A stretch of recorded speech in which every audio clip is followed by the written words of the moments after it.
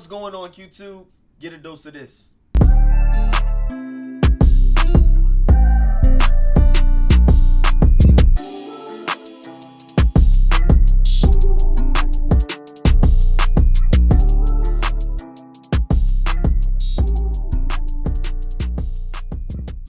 Now, in the sexually liberated West, modern women are voluntarily running up their horror scores. They found out that they can gain notoriety through promiscuity. And while I'm not one to dick police or tell men who they should or shouldn't sleep with or how they should conduct their sexual lives, I will say that it's kind of odd considering the fact that in this online dating climate, in these spheres online, men are constantly complaining about promiscuous women who are using their sexuality to leverage money. Porn stars, OnlyFans 304s, Instagram models, all of these women who are using their bodies to get online and be half naked and have sex on camera and elicit millions of dollars out of men, basically taking advantage of their lustful nature. I do find it to be a conflict of interest and quite contradictory that men sit online and complain about these women, and then when women that come out with stories like the one I'm about to report come out with these stories, you realize that there has to be more men who are secretly still lusting after these women and subscribing to their OnlyFans accounts,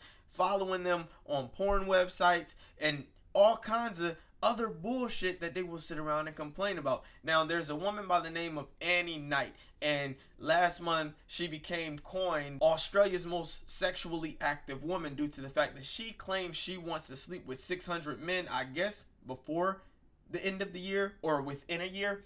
And Annie Knight provided an update via the New York Post saying that she slept with 480 men thus far already, and also stating that she's very picky. Now, I've never heard a contradiction of this magnitude. I don't know how, as a woman, when you're supposed to be intrinsically more sexually selective than men, that you could manage to sleep with 480 men in what I believe to be maybe a couple months' time, and then turn around and say you're very picky because you make them fill out applications. But this is indeed the stance that she took. She wants to stick to the fact that she considers herself to be extremely selective when it comes to the men that she sleep with, despite having slept with already 480 men, which in itself is disgusting. I don't know, as a man, how much sexual integrity you have to lack or how low in desirability and mate value you have to be to see a woman who slept with more than 10 men, and because you're horny or you're feeling lustful, you say, yeah, I want to sleep with her too. 480 is an egregious number. That is an asinine amount of sexual partners. And as a guy, if you don't feel an innate and intuitive sexual disgust, some repulsivity by hearing a woman say she slept with that many men, and you still would sleep with her, not only would sleep with her, but would go on to fill out an application in order to sleep with her, you have serious issues. You're the lowest type of man there is. You have the lowest degree of mate value on the mating and dating totem pole. That's just the reality of the situation, because there's no way as a guy you could take pride in yourself and what you would call to be principles and standards, integrity, morals, if you even have that as a guy when it comes to women, and still want to sleep with a woman who's slept with 480 men and fill out a fucking application to do it. That's desperation. That is the definition of desperation. To take time out of your day, search online for a woman that you heard a story about. Go to her website, click on her portal, go to an application link and fill out an application stating your name, your age, your location, and whatever else this application entails, hoping for a chance to sleep with a woman who slept with 480 men already. You have no mate value as a man.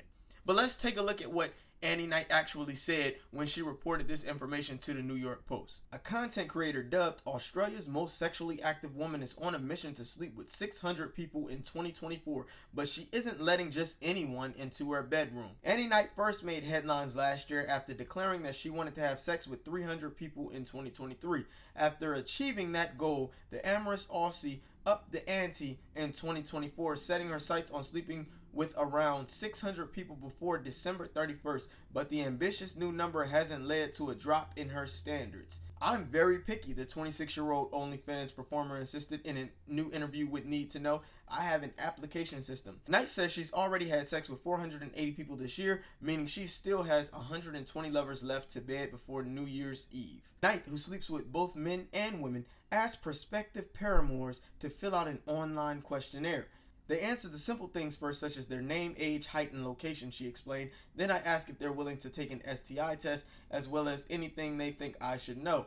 The paperwork is no deterrence for frisky fellas, with Knight saying she's been inundated with applications from horny men.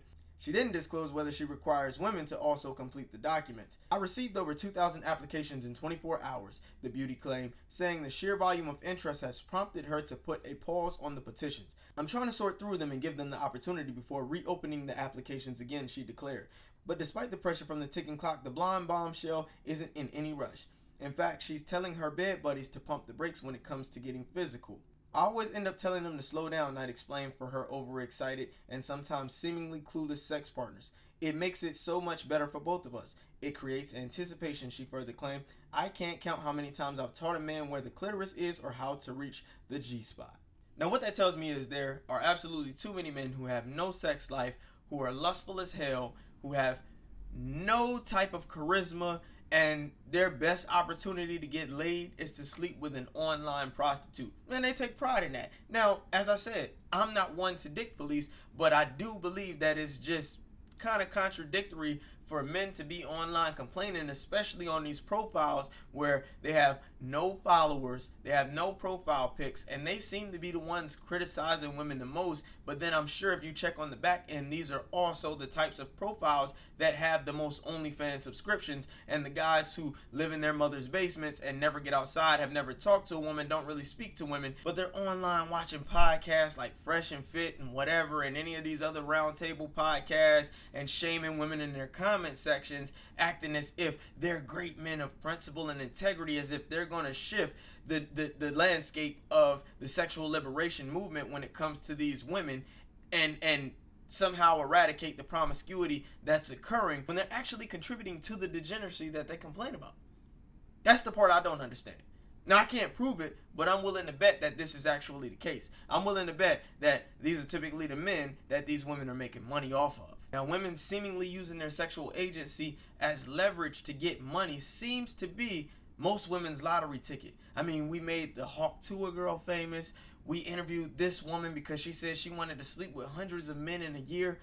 Women are realizing that they can get famous from simply sleeping around or talking about sex. We idolize these women and provide platforms for these women to express themselves sexually and do nothing but garner more attention, more subscriptions, more money from the men who see them on these platforms and do nothing but go and subscribe to them or follow them.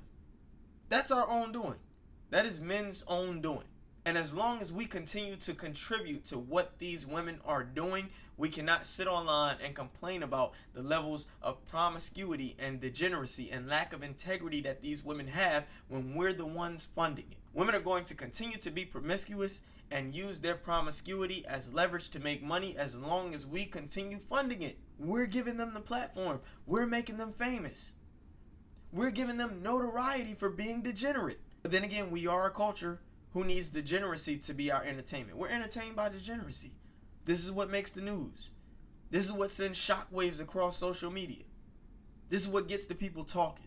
This is what gets talked about in the gossip groups, on Reddit, the gossip pages. So personally, if I was a woman, shit, being a whore might become fun.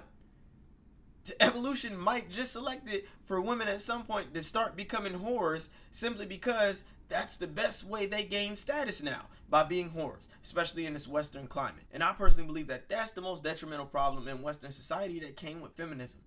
The praise and propagation of sexual liberation. I'll catch you guys on the next dosage. Over and out.